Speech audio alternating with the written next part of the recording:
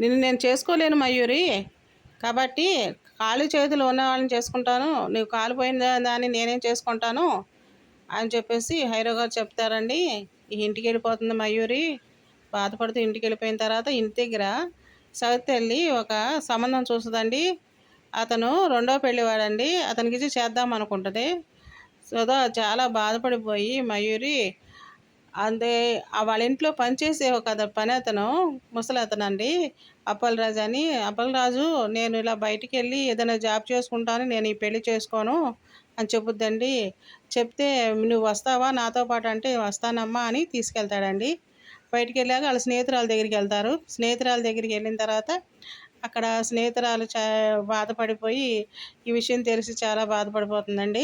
బాధపడిపోయి సరే ఇద్దరు కలిసి పార్క్కి వెళ్తారండి. ఏమైనా జాబ్ చూడు నేను చేస్తానంటది. సరే చూస్తానంటది. అక్కడ పార్కులో ఒక పిల్లవాడండి చక్కగా జారుడు బల్ల ఎక్కుతాడండి. జారుడు బల్ల ఎక్కి దిగుతాడండి. ఎక్కి దిగిన తర్వాత అతని తండ్రి వచ్చి అంటాడు, మా అబ్బాయి చక్కగా జారుడు బల్ల ఎక్కి దిగాడు కదా అని వాళ్ళతో అంటాడండి.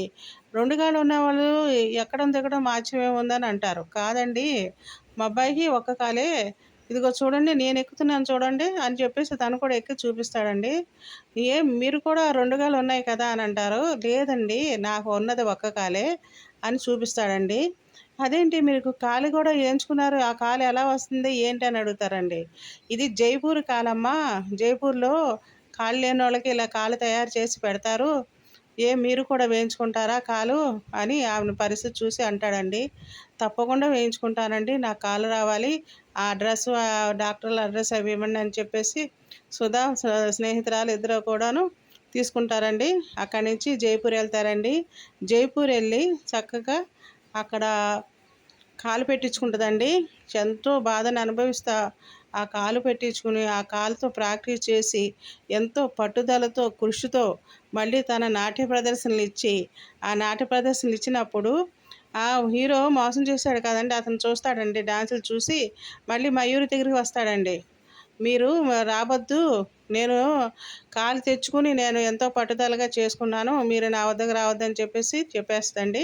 తను ఎంతో చక్కగా నాట్య ప్రదర్శనలు ఇచ్చుకుంటా అవన్నీ కూడా తిరిగి దేశాలన్నీ తిరిగి మంచి పేరు సంపాదించుకుంటుందండి. ఆమె ఎంతో కృషి పట్టుదల కలిగిన మయూరి స్టోరీ అండి.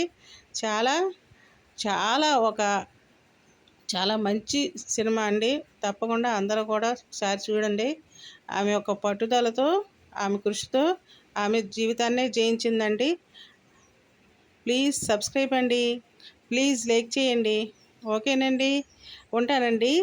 మయూరి స్టోరీ సమాప్తమైందండి. Please subscribe.